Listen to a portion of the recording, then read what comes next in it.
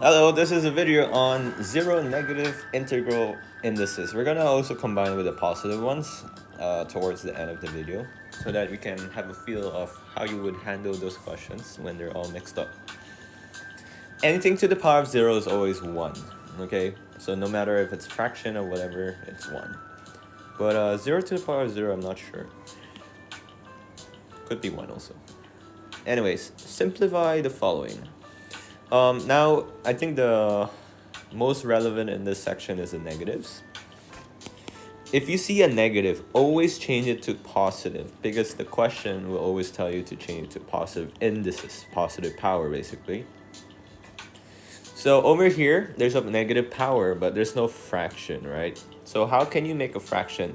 Apparently, if there's no fraction, it's divided by over 1 every time. So think about it. If you're gonna move the p to the bottom, it's gonna look like this. 1 times p to the power of positive 6 now. And that's how you make it positive. If there's a fraction already, then simply just move it down. 3q to the power of 4. If there's nothing on the fraction, don't put 0 because that will turn the whole thing to 0. So you have to put 1. It gotta be 1. Okay, this question. This one, you gotta be careful here. Maybe you can try to make it positive first, so bracket negative x to the power of 5 like this. Then you can handle the negative. So negative to the power of 5 is gonna be negative x to the power of 5. You can also directly do negative, right? If it's negative power of 5, the negative over here doesn't matter for handling this negative. Odd number is negative, and x to the power of negative 5, and then after that you can go for this step. That's fine too. So over here, oh, this one is gonna be tough. How we're gonna do this is, let's put it on 1 to the power of negative 2 and y to the power of negative 2. 1 to the power of anything is just 1, so that's easy to handle. What's gonna happen is you're gonna have 1 on the top, 1 times, and you're gonna move this up here, right?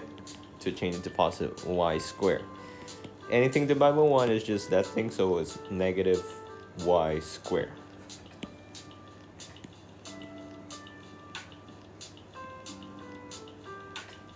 Alright, so let's work on more complicated questions like this one.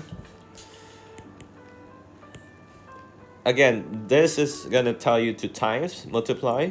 So you're gonna multiply y to the power of negative 5 times negative 3. And then 4 to the power of negative 3. So negative 5 times negative 3, you should calculate it would be positive 15.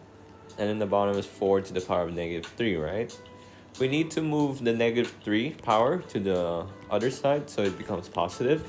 So I'm going to move it up. It's going to be 4 to the power of 3, y to the power of 15. Use your calculator now.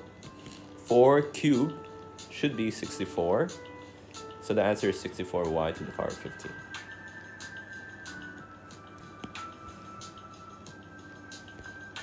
Okay, let's do this one. This one's a bit different.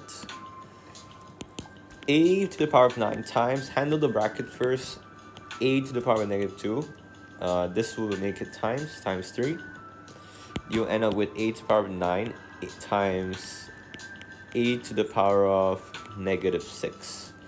You can make it to a fraction, a6 like this, so it's basically divide. Or you can handle it directly with the times. When it's times, in the power, it's going to be plus. So 9 plus, but since this is negative 6, there's a bracket negative 6 here. So it's basically 9 minus 6, a to the power of 3.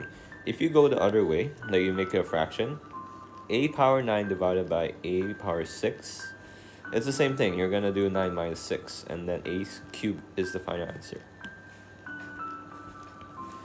There's many ways to handle these questions. So go for what you're comfortable with and it should be okay. Let's work on this. So again, all of the power is gonna receive the negative 3. X to the power of negative 1 times negative 3. Y to the power of 0 times negative 3 is just 0.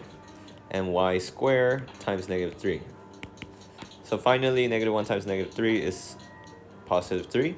This will be -6. Y power 0 is 1. So all we have to do is make this power into positive. So we gotta bring it up, right? So it's gonna be x cubed y to the power of 6 over 1. But I'm not gonna write over 1. Okay, what else?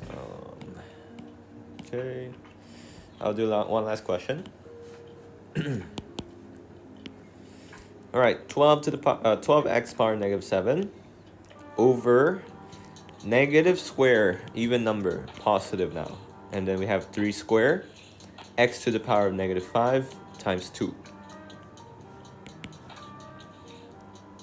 So 12 x to the power of -7 over 3 squared is 9.